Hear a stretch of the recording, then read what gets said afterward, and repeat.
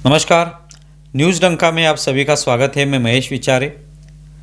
दोस्तों, मुंबई महानगर पालिका के साथ महाराष्ट्र के अलग अलग ज़िलों में जो भी महानगर पालिका हैं उनके चुनाव हाल ही में हुए। शुक्रवार को इन सभी चुनाव के जो निर्णय हैं वो सामने आ गए। उसके बाद ये पता चला कि भारतीय जनता पार्टी ने इन सभी महानगर पालिका चुनावों में एक बड़ी सफलता हासिल की। विशेष तौर पर मुंबई पर सभी लोगों का ध्यान था कि मुंबई में क्या होगा।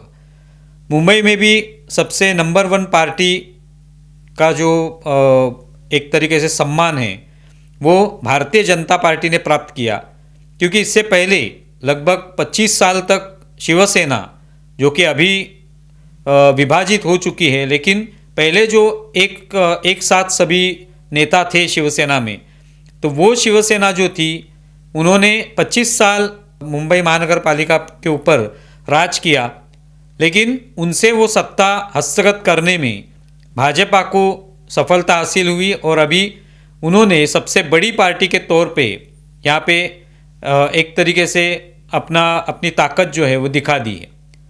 अभी इसमें एक महत्वपूर्ण मुद्दा आया था, वो था राज ठाकरे की महाराष्ट्र नवनिर्माण सेना। वो क्या करके दिखाएगी, क्योंकि पिछले कुछ महीनों से, लगभग 6-7 महीनों से यही चला आ रहा था, यही मीडिया में चर्चा थी कि दोनों जो ठाकरे भाई हैं वो एक साथ आएंगे। एक साथ आने के बाद एक बड़ा निश्चित तौर पे चमत्कार होगा महाराष्ट्र में, और मुंबई में विशेष तौर पर वो कुछ निश्चित तौर पे प्रभाव डालेंगे और एक बड़ी सफलता उनको हासिल होगी। इस तरह से बोला जा रहा था। बहुत महीनों से इसके बारे में चर्चा शुरू थी। अनेक कार्यक्रमों में वो एक साथ आए थे। एक वर्ली में भी एक मेला आयोजित किया गया था इन दोनों पार्टियों का, उसमें भी वो दोनों एक साथ आए, और तभी से ये मीडिया में चर्चा थी कि ये दोनों भाई एक साथ आने के बाद एक तरीके से भाजपा या एकनाथ शिंदे की शिवसेना इनको एक तरीके से पीछे डाल देंगे, उनको परास्त कर देंगे, लेकिन वैसे हुआ नहीं। अभी जो निर्णय सामने आ गए चुनाव के, उसके बाद ये पता चला कि भारतीय जनता पार्टी ने सबसे बड़ी पार्टी के तौर पे उन्होंने मुंबई महानगर पालिका में सफलता हासिल की। दूसरे नंबर पर स्वाभाविक तौर पर उबाटा थी कि जिन्होंने 65 जगहों पर सफलता हासिल की, लेकिन एकनाथ शिंदे की शिवसेना ने 29 जगहों पर सफलता हासिल करने के बाद महायुति यानी भाजपा और एकनाथ शिंदे की शिवसेना, इनको लगभग 118 जगहों पर सफलता हासिल होने के वजह से उनका महापौर वहाँ पे बैठेगा, ये तय हो गया। अभी इसके बाद ये सवाल आ रहा है कि पिछले 25 सालों में जिनके पास सत्ता थी, जिन्होंने मुंबई महानगर पालिका के ऊपर अपनी सत्ता जमाई थी, अपनी पकड़ जमाई थी, वो शिवसेना जो कि आज उबाटा के नाम से जानी जाती है क्योंकि वो बीजेपी के खिलाफ है आज, तो उनका आज उस सत्ता से उनको हटाने में भारतीय जनता पार्टी को सफलता मिली, तो आज वो हट चुके हैं। लेकिन उनके साथ जिन्होंने इस चुनाव के पहले एक तरीके से अलायंस किया, वो राज ठाकरे, उनका क्या होगा। उबाटा ने तो दोनों भाई एक साथ आने के बाद एक बड़ी सफलता हासिल की कि 65 जगहों पर उन्होंने एक तरीके से अपने जो उम्मीदवार थे वो चुन के वो लेके आए।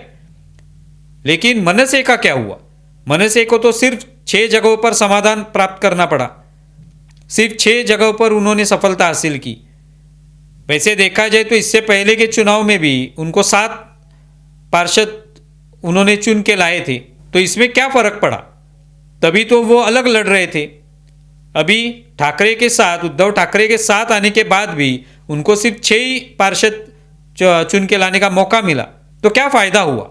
यही सवाल इसमें पूछा जा रहा है कि राज ठाकरे की जो मनसे पार्टी है वो क्या करने जा रही है, क्या करने वाली है आगे चल के। क्योंकि ये जो बोला जा रहा था कि ये ठाकरे बंधु का जो पैटर्न है या ठाकरे भाई एक साथ आकर जो ठाकरे ब्रांड चलाने वाले हैं, इसका प्रभाव पड़ेगा, वो तो प्रभाव दिखाई नहीं दिया कि उनकी सत्ता तो चली गई। तो अभी राज ठाकरे क्या करेंगे, यही सवाल बचा हुआ है कि वो क्या कर सकते हैं। क्योंकि उनके बारे में जो भी अभी इतने सालों से, लगभग 20 सालों से वो राजनीति में है, इन 20 सालों में यही दिखाई दिया कि उनकी भूमिका कभी एक जैसी नहीं रही। शुरुआती के दिनों में उन्होंने नरेंद्र मोदी पर बहुत सारी, यानी पहले वो खुश थे उनके काम करने के तरीके से।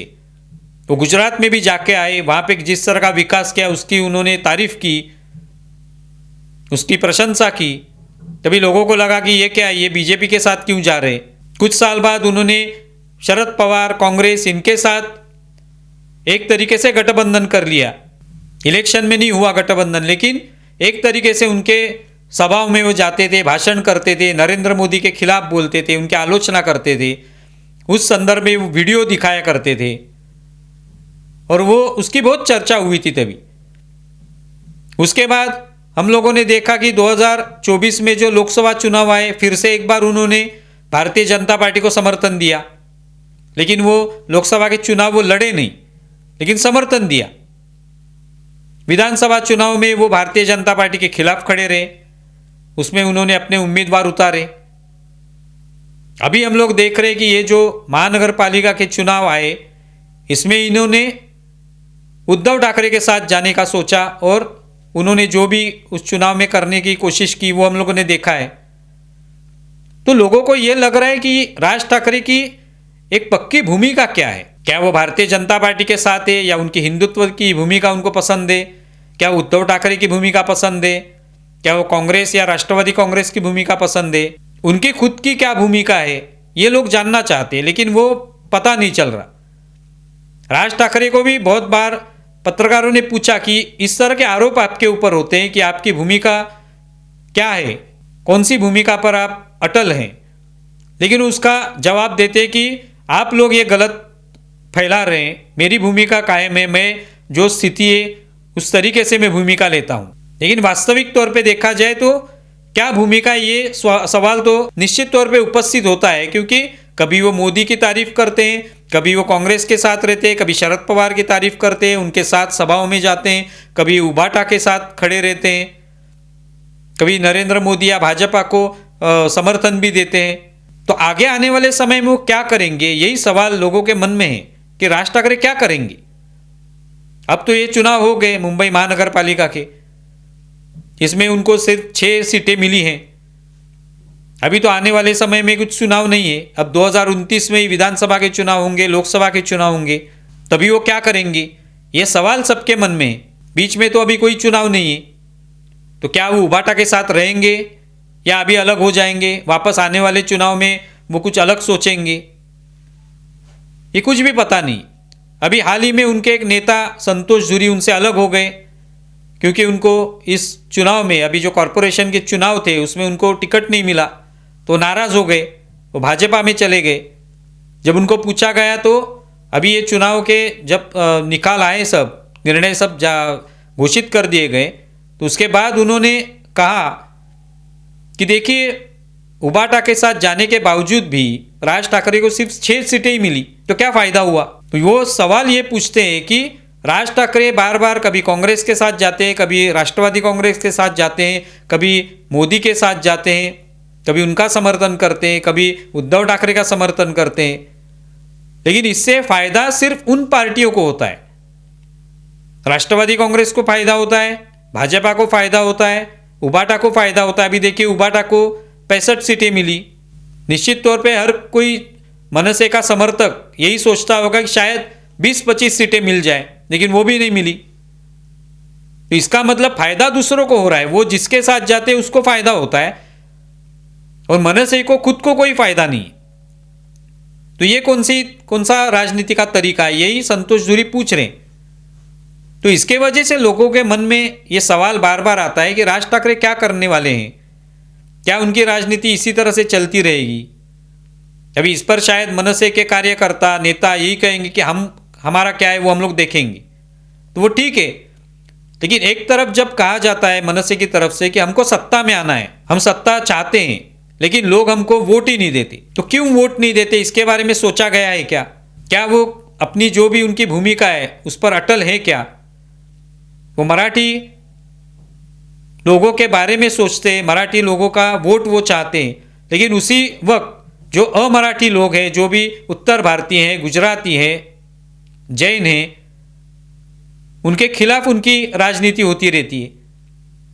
तो इससे किस तरह से मुंबई में वो वोट पाएंगे, ये भी लोग सोचते हैं। सिर्फ मराठी वोट पाके क्या वो सत्ता में आ सकते हैं मुंबई में, महाराष्ट्र में? ये भी सोचने वाली बात है, यही सवाल लोग पूछ रहे हैं। तो अभी इस चुनाव के जो भी परिणाम हाथ में आए हैं, उसके बाद यही स्पष्ट हो रहा है कि राज ठाकरे क्या करने जा रहे हैं। अभी तो फिर एक बार उनके 10 से कम पार्षद चुन के आ गए। एक बार तो ऐसी स्थिति थी कि उनके 27 पार्षद थे, 13 विधायक चुन के आए थे, वो सब स्थिति अब चली गई। तो अब आने वाले समय में क्या होने वाला है, ये सवाल सबके मन में है। क्योंकि एक पार्टी है, अगर ये पार्टी जिनके नेता राज ठाकरे, जो कि कहा जाता है कि वो एक उनका नेतृत्व जो है वो निश्चित तौर पे बढ़िया तरीके का है, उनकी भाषा अच्छी है, वो भाषण अच्छे तरीके से देते हैं, वहाँ पे लोग भी जमा होते हैं और खुद वो भी कहते हैं कि लोग तो जमा होते हैं हमारे भाषणों में, सभाओं में, तालियां बजाते हैं, खुश हो जाते हैं, लेकिन वोट नहीं देते। तो ये वोट क्यों नहीं दे रहे हैं, क्या कारण है इसके पीछे? क्या कहीं पे राजनीति करने में गलतियां हो रही है? इसके बारे में सोचना आवश्यक है। आप इसके बारे में क्या सोचते हैं ज़रूर बताएं। हमारा ये वीडियो ज़्यादा से ज़्यादा शेयर करें और हमारे YouTube चैनल सब्सक्राइब करें। धन्यवाद।